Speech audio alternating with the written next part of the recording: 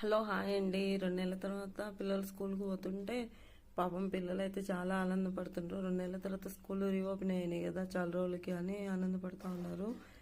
ఇంక మా అమ్మాయి అయితే ఉదయాన్నే లేసి గబగబా రెడీ అయ్యి చూడండి పట్టీలు అయితే జారిపోయినాయని మళ్ళీ వాళ్ళ నాన్నతో కటింగ్ ప్లేట్తో కట్ చేపించుకుని మొత్తం నీట్గా పెట్టించుకుంటా ఉంది. మా వాడైతే రెడీ అయి కూర్చున్నాడు. ఇంకెంతసేపు అమ్మా నీది కాదా అంటూ ఉన్నాడు. లేదు ఒక నిమిషం ఆగన్నా అయిపోయింది అన్నారు.